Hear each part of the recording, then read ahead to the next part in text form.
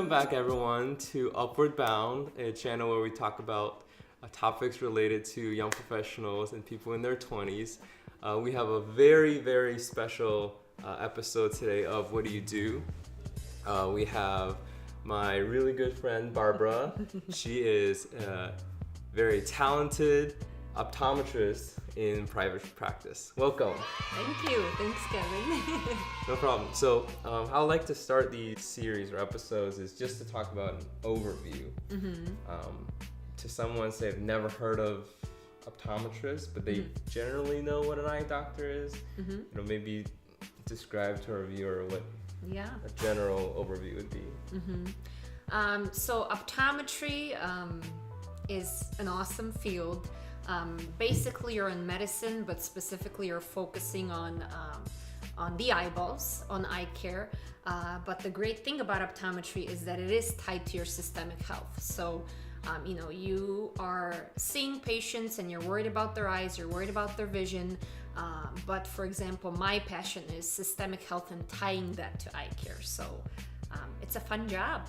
It's a fun career. It's very rewarding. And I love what I do. Maybe we can dive into, your specialty, which is optometry, specifically in private practice. So what would be, say, a typical day in the life if someone were to shadow you for a day?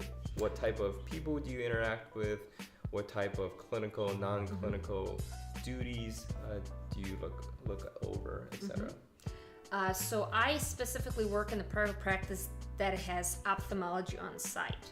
So I'm the only optometrist there. So I work in the private practice with other doctors that are surgeons. So I see a lot of patients before surgery, after surgery. I help patients decide if they need surgery, what type of surgery they need. My day usually begins at 9 a.m. And I see patients, I'm usually done by 5:30 is my goal, sometimes a little later if there's any emergencies. I work Monday through Friday, but to be honest with you, especially in the beginning, your hours you also might have some Saturdays. If you work in the corporate world, you might have some Sundays. So I have a very nice work schedule. And sometimes some doctors in private practice do work until 7 or 8 because that's when your patients are done with work. So if you work with the younger patient population, then you need to, meet the needs of when they can come and see you, which is after work. In our practice, we do see a lot of people that are retired because they're going to have cataract surgery, for example. So our last patient is scheduled at 4:30. So I'm also curious about specifically the interaction with patients. So in your private practice, what does that exactly entail?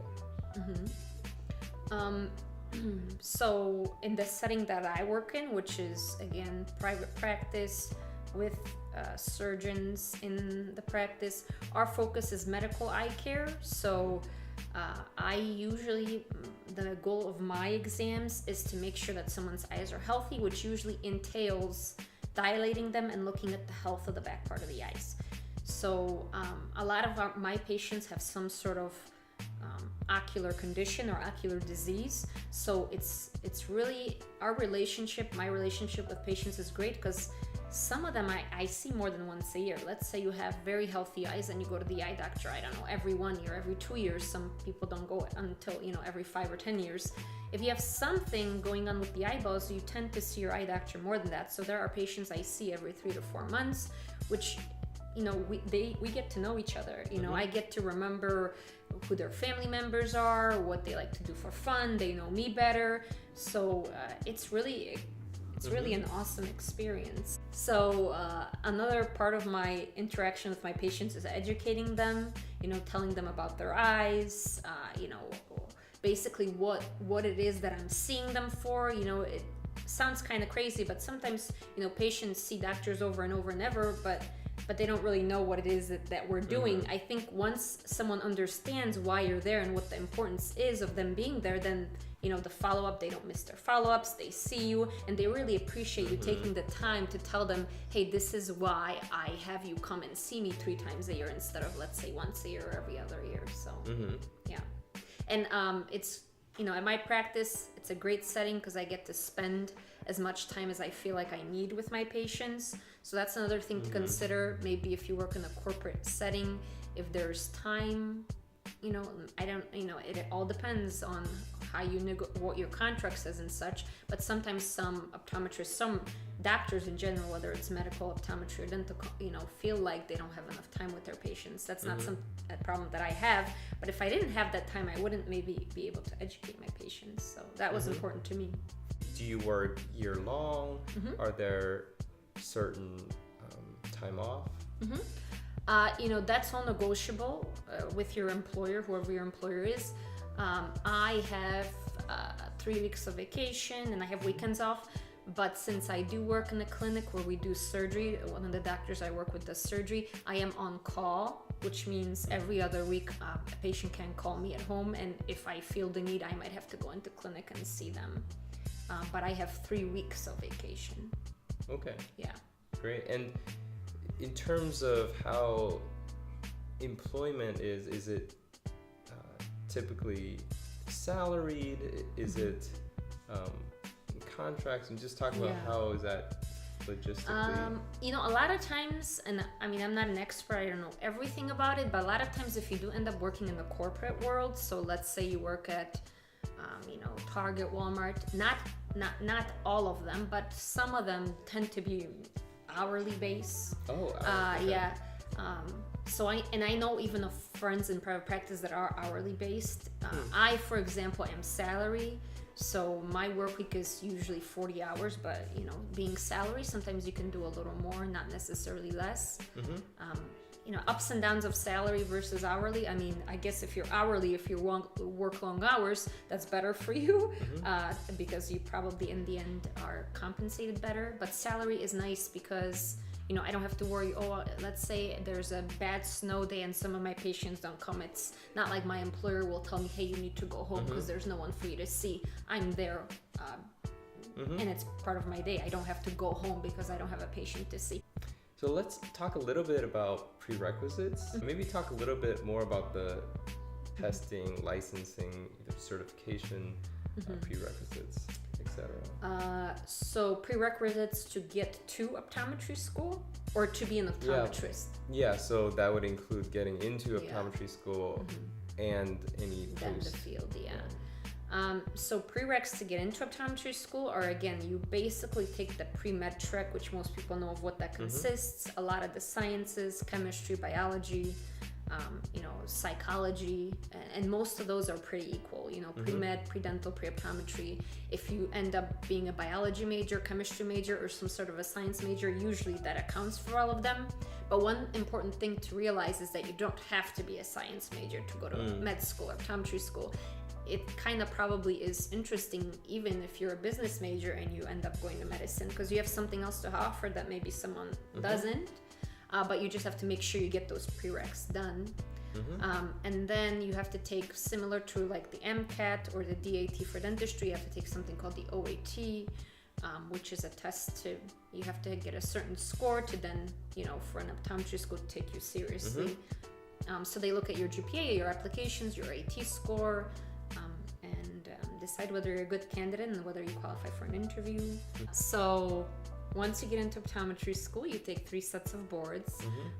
The first one is your 3rd year of optometry school. That one tends to focus on sciences, and I think it's the densest one of all, how most students probably describe it. Then you have 2 more. One of them is a clinical, where they basically look at your clinical abilities. So you fly out to North Carolina and they assess your clinical skills. So you get a list of what they're going to be looking for, and you have to be able to perform those tasks. And then the 3rd one you take your 4th year is also another science one, but it tends to be focused a lot on, let's say patient cases. So that one's, I would say, even fun to study for because it relates a lot to what you do in clinic on a daily basis. So that one's actually an exciting one to take.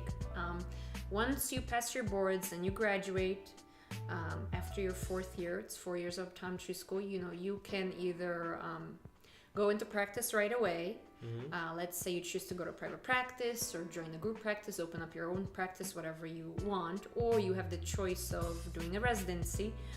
Residency there's different ones. You can do pediatrics, vision therapy, ocular disease, contact lens and cornea, traumatic brain injury.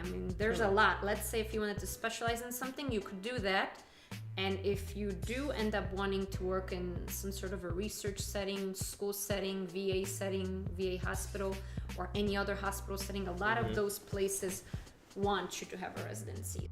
Maybe let's talk a little bit about compensation, because it's one of the factors people think of when thinking about careers, especially for careers where there's a significant amount of loans that may be relevant. Maybe talk about, say, coming out of graduate school, typical loan amounts that people will have to deal with if they're considering this.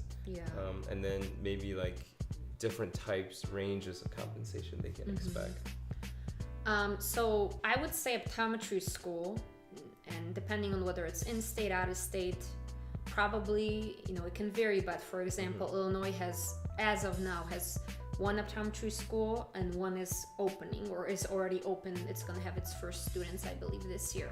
Probably you're looking at at about $50,000 a year. That covers tuition and probably living, depending on how you want to live. But let's say around $50,000, and that's 4 years. That's $200,000 in graduate work, being in professional school. If you come into that with undergrad loans, which is what I did, then, depending on what kind of an undergrad loan you have, that's added on to that. So you have to realize that if you're gonna, and I don't think it's a problem with optometry, you're gonna get a job. After you graduate, it's not like you're gonna be unemployed. Maybe you won't be in the setting you want right away, but you will get a job. And if need be, you can work long hours in the beginning and pay off your loan. If you end up working in, let's say, a government setting, there are programs in place. There's something called loan forgiveness, where after 10 years they're going to forgive your loans if you work for them for 10 years.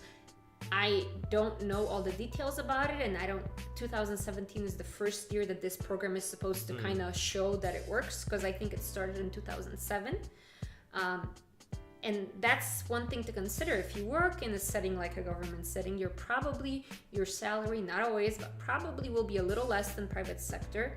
But then if you're thinking about, maybe that's what I want, this type of lifestyle I want, and then you're thinking, after 10 years my loans will be forgiven, so maybe that's what you choose.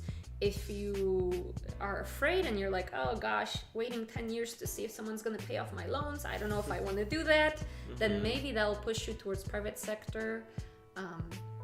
You just have to make sure you're happy. You're gonna have the, earning wise, you can probably, if you work full time, probably, 90 to 150, depending on where you work. And location, big city, rural, urban, it does If vary. you work in a place where there's high demand, you're gonna be making, salaries probably, not 100, but more. If you're working in a place where it's saturated, then your salary is going to be a lot less. Relatively less. So, because there's more people that can do your job.